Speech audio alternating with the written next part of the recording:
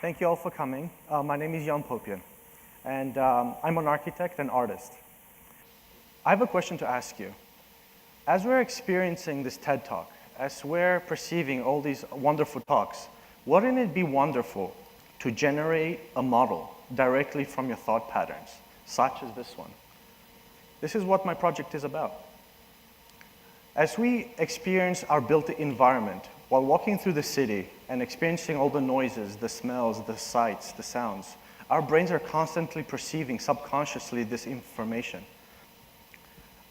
It makes millions of decisions. Only some are then accessed through our conscious mind, and we are aware of it.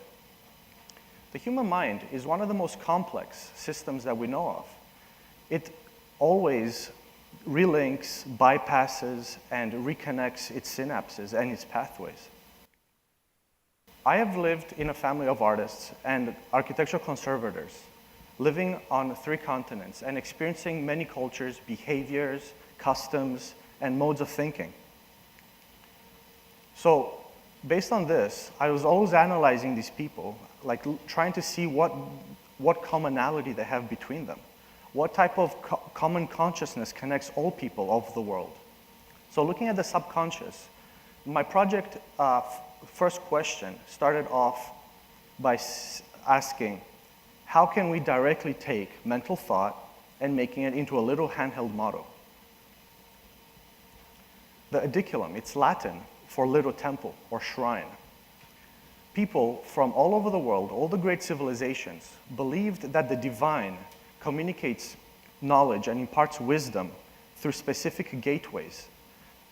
People have built temples and shrines on these gateways, these specific geographical locations, not only to mark them as sacred, but to also allow people and seekers of this knowledge a sanctuary where they can get it from. This is one such temple. It's a little shrine attached to the side of a major house. So, what have we learned about my project so far? I'm taking thought, making real models from it, based on your perceptions of your surroundings that come out of your own mental edicula, which means like your own skull. So I'm taking the human skull to be a little shrine where we can get this knowledge and creativity from. The way the installation works is like this.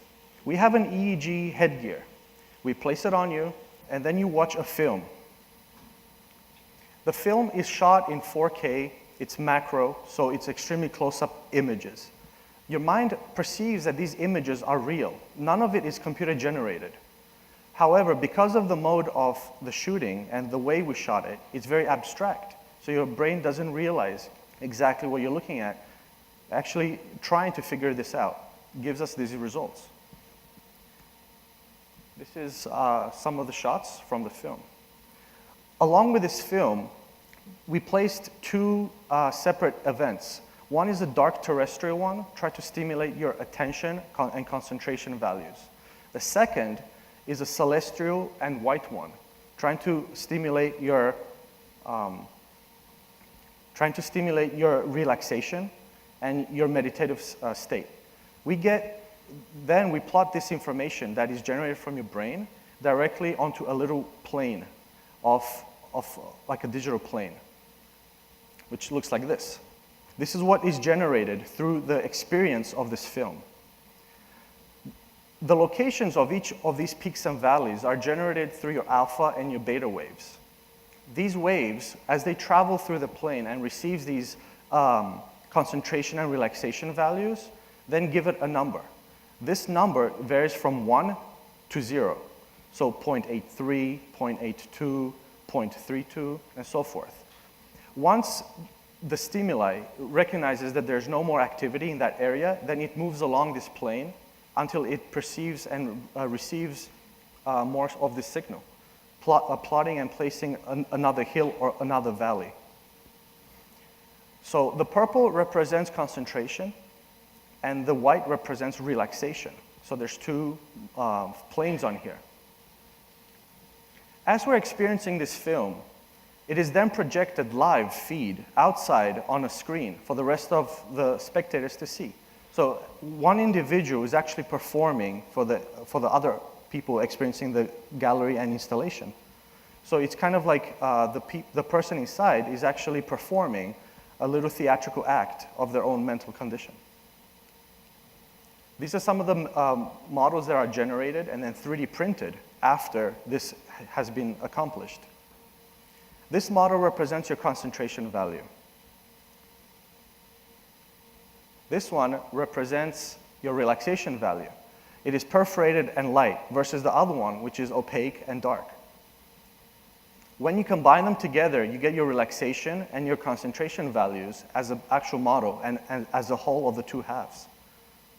Even though this project is great for the art and it's great for the gallery setting, what are its greater implications? How can we use it in order to perpetuate some sort of like perceived notion of our own surroundings and how we build our own environment?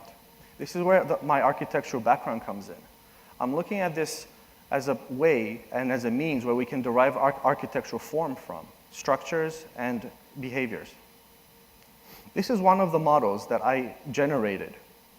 Once you place it on a site, it has to answer some conditions, architectural conditions. It's no longer on a pedestal in a gallery. How do people interact with it? How do we approach it? As you can see, I've sunken in the model into the ground, giving it a below-grade aspect. This allows for people to approach it in different ways.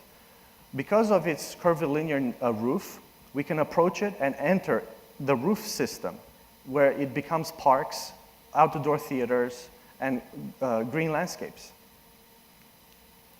This is the facade is seen from the street. You can see how one can enter its 3 different levels. The interior level, where all the actual programming would be, where all the different functions would take place between the 2 planes. When the 2 planes come together, they create these alveolar rooms and spaces where we can insert actual function. Then there's a below-grade mechanical and administrative space. You can see here in the section the administrative space underground where trucks can pull in and bring supplies to the building. The other would be a dark space for an indoor theater and a lecture hall. In between the 2 planes, you can see how the 2 different structures come together to create the actual function of the building, including the access to the roof systems.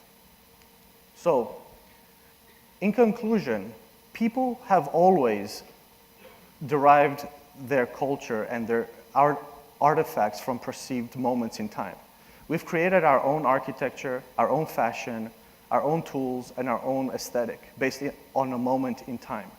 This project tries to combine these 2 intersecting planes to make our own a moment in time.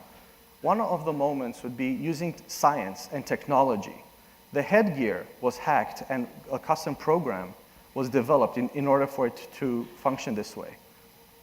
The other is using technology in order to perceive the creative and the ephemeral, the artistic inspiration that we get.